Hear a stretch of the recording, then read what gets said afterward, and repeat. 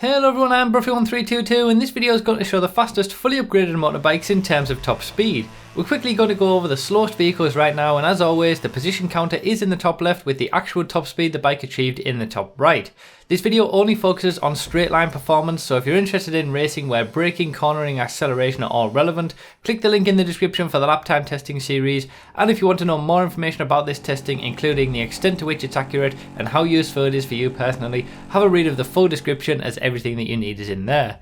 So again, like we saw yesterday with the motorbikes video, the lap time testing video, this is the largest class in the game with 44 different bikes. It's absolutely crazy how big this class is, and we're going quickly through the first few of them just to sort of get them out the way because the top speeds aren't that great. As we saw, the two Faggios were at the bottom end of that, but the regular Faggio actually does have a higher top speed, as you can see, 103.3. Really, this should be further down with the other Faggios and sort of the around the 70 mph area, but the regular Faggio has a thing where if you wheelie with it, the back end of the bike will sort of hit across the ground and hit on the ground and basically give it a little bit of a boost. So it's getting an extra 30 mph in terms of top speed from that. It's still the slowest around the track, but it doesn't have the worst top speed in the game, and that is reserved for the other two Faggios.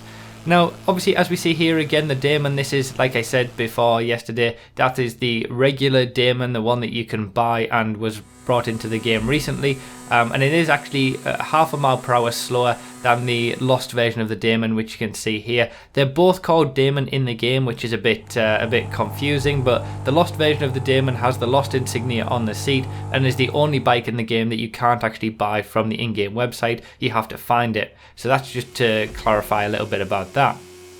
Now, the Enduro, this is a vehicle that you would think can be raced in off-road races, but you can't. Like I said yesterday also, I will let you know the two bikes in this class that you can use in off-road races, and they are pretty quick in comparison to other off-road vehicles. And just to point out that when it comes to the actual top speeds, I have done it a little bit differently to what I did before. With more testing comes a little bit more accuracy, so what I've done is instead of doing it to the nearest 0.5 of a mile per hour, we're doing it to the nearest 0.25 of a mile per hour, so it's a little bit more accurate. We have a lot less ties as well for various positions where bikes or cars share the same top speed. And just to point out that when it comes to the video, I've sort of rounded it up to 0.3, 0.5 and 0.8. Really that means 0.25, 0.5 and 0.75. It's just that having all these decimal places in the video just doesn't really look good, and it's a little bit more confusing, but yeah, it's just a little bit more accurate. And when we do have ties like we have here with the Sanctus and what you'll see next, which is obviously the FCR 1000, which I know I mentioned yesterday when I said FCR 100, that was a little bit of a mistake, but when we do have ties like that for top speed, they both share 112.0 miles per hour. The faster one will be given to the vehicle that is quicker around a track. So the FCR 1000 is quicker around a track than the Sanctus. That's why it got the position over that. So top speed is quite an interesting thing when it comes to bikes because a lot of them aren't really that impressive. Bikes get their quick lap times from high cornering speeds. They're very, very good around the corners. They can get around corners quicker than other vehicles that are sort of the similar price ranges and similar performance. So when it comes to top speed, a lot of them aren't really that great. They're not that great. Obviously, like I said before, wheeling with bikes, apart from two in the game, wheeling with them is always quicker than doing anything else. Even if that front wheel, it doesn't look like it's lifting up very much, you will still be going quicker in terms of top speed and acceleration by leaning back rather than leaning forward. There are only two exceptions to that. That is the Nightshade, where it's quicker to lean forward, and the Hakucho Drag.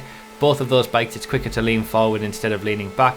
But yeah, the top speeds are not really that great. As you're seeing, we're already into the top 20 at this point. You know, we've gone quickly through the first 24 vehicles. Because there's just so many.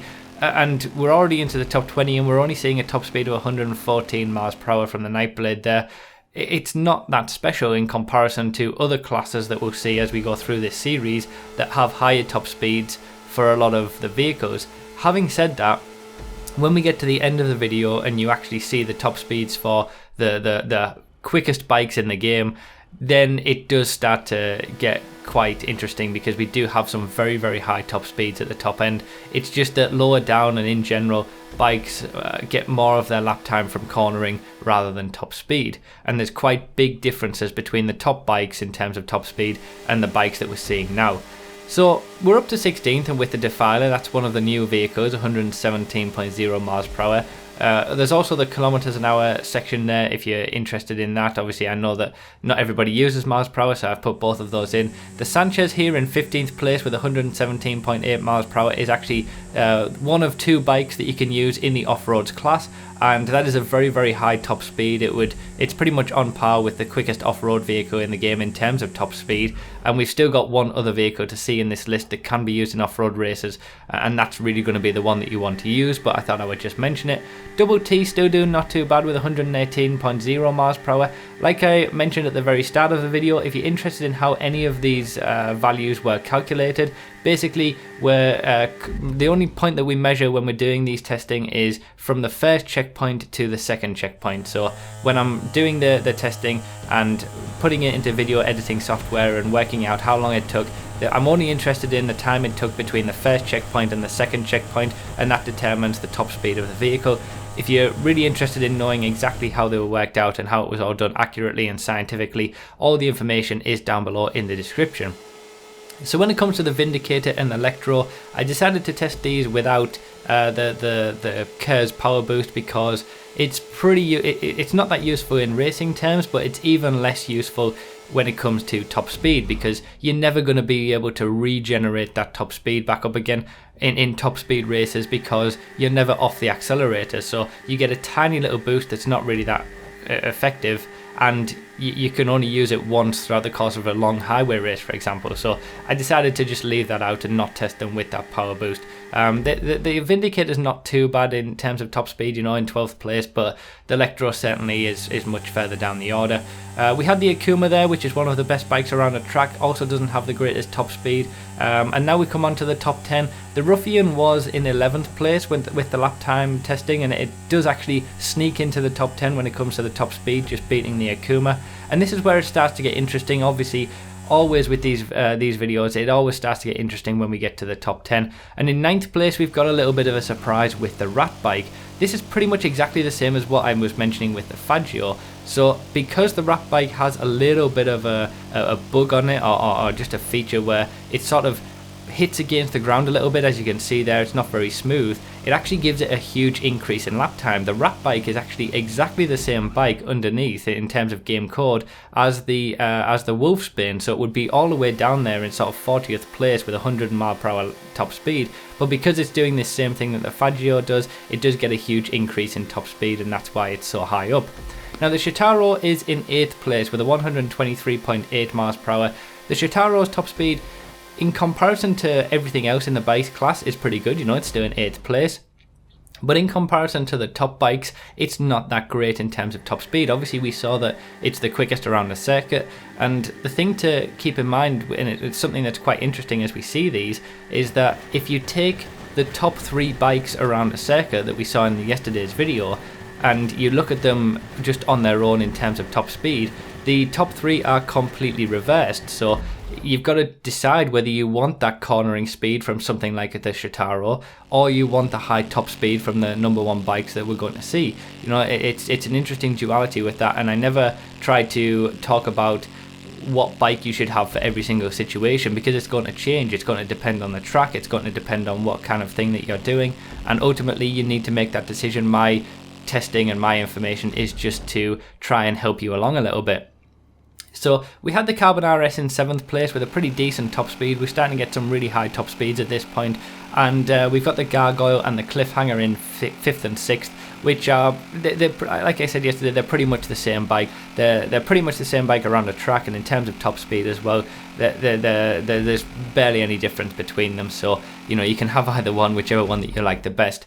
And now we're coming into the top 4, which is where it starts to get the most interesting, I think. We've got the Hakucho Drag in 4th place with 126.5 miles per hour. So we're looking at about 3 miles per hour quicker than what the Shitaro did. And with it being so close around a track as well, this is why I said yesterday that if it's got more corners, the track, then the Shotaro will be better. But if it's got any more top speed sections, then you're going to be wanting the Hakucho drag.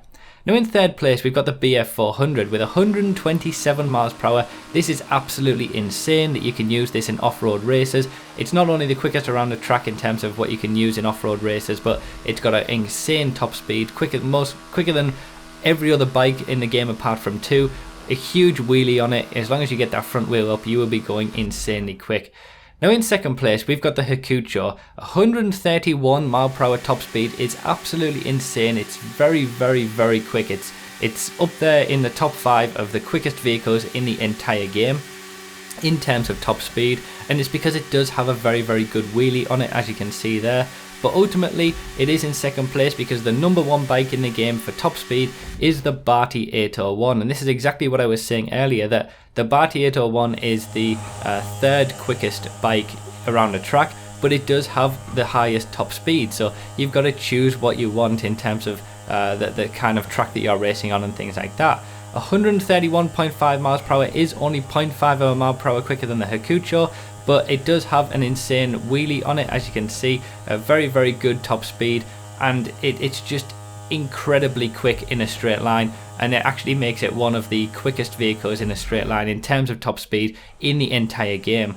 Now just to clarify that the last time that I tested these bikes, the Hakucho, the regular Hakucho came out on top. That its top speed hasn't changed from the time that I originally tested the bikes for this series, but the Bati's has. Whether that's because they've seen any changes to GTA or my testing just wasn't as accurate back then in terms of the Bati itself. But the Hakucho's top speed is exactly the same as what it was from my original bikes video. The Bati's top speed has increased, and that's what makes it the brand new number 1 quickest bike in terms of top speed in the entire game, with one of the highest top speeds that we're going to likely to see throughout the course of doing this series. And as always, we've got a comparison there between the quickest bike and the slowest bike in the class, so pretty crazy the differences there. So that's pretty much it. You know, I hope you guys enjoyed, and obviously this is the first of many videos that we're going to be doing throughout the course of this series, where we're going to be looking at all the classes one after another, lap time testing videos on a Friday, top speed testing videos on a Saturday, and next week will be the supercars. I know people have been waiting for that for quite a while, so you can get excited about that now if you want to. But yeah, that's pretty much it. Remember to obviously read the description for more info, comment with your thoughts, like the video if you enjoyed or found it helpful, and obviously subscribe to be notified of more stuff. Thank you so much for watching. I really do appreciate it, and I'll see you next time.